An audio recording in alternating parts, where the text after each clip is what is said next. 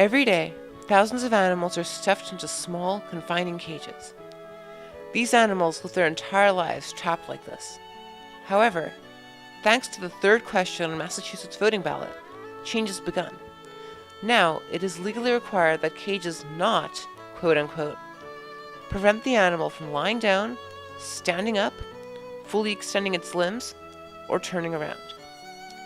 Although this new law does not yet give animals all the freedom they need, it is a great step forward in the direction of animals' rights. But how does this law affect us?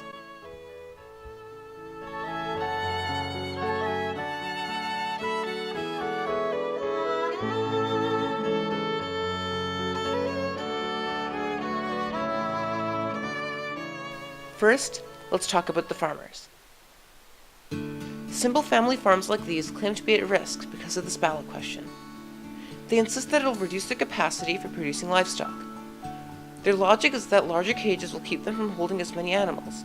However, this might not truly hurt the farmers. Customers will be willing to buy a larger quantity of farm products if they know that the animals are treated well. Nielsen figures show that in the past 52 weeks, demand for cage-free eggs has risen by 20.4%, while that of normal eggs has fallen by 3.8%. In this way, revenue might not be hurt very much at all.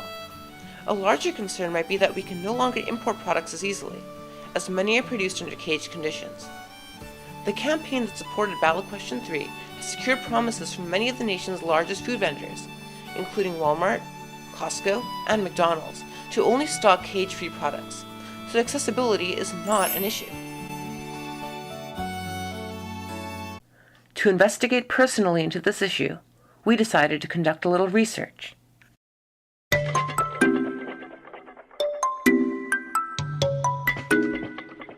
So just how bad are conditions for the animals? We put our top researchers on the case, and they decided to tie Tyler up for 7 days without any movement in his limbs. Let's see how he feels, shall we?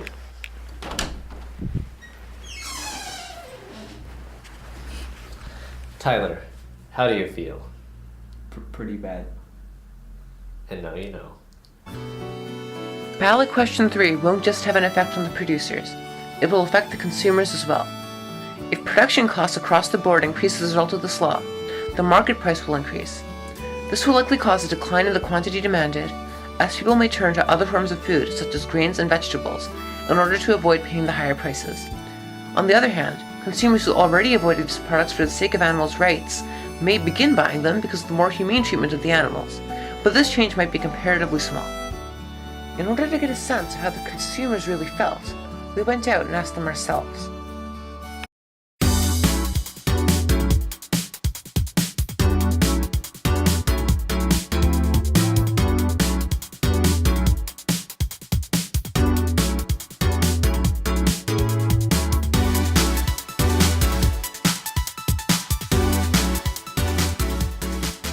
So, ballot question 3 was about caged animals.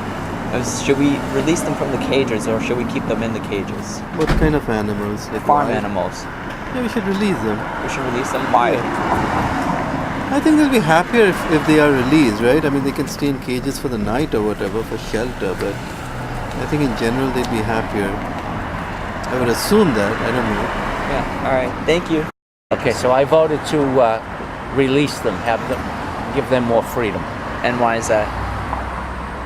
Well, because I think it's the humane thing and the right thing to do. The government can do several things to ensure that this law does not have too much of a negative impact on any group in society. Firstly, smaller farmers could be subsidized by the government to make up for any extra costs they incur from making the new investments required by the regulations. Additionally, the new law currently prevents imported goods that did not follow the rules from being sold in Massachusetts. This rule prevents in-state farmers from being disadvantaged. An alternative method to protect these farmers would be to tax the products that do not follow this law.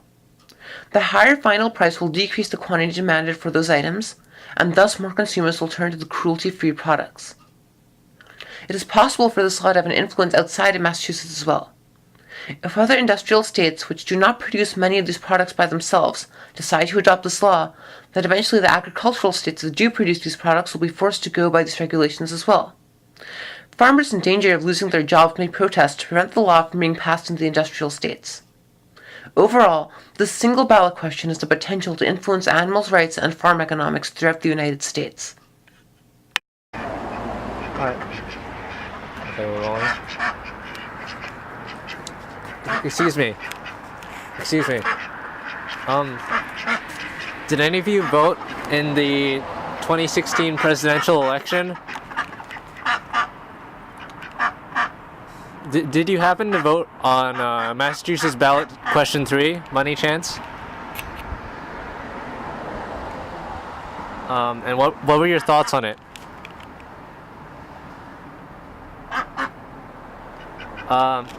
Hey, there's. What do you someone think in our that- yard. What would you consider the consequences this new law would have, specifically on your people? Well, I didn't mean that as in like. No. I don't mean your people as in like. Alright, I'm sorry, but animals in general. Get the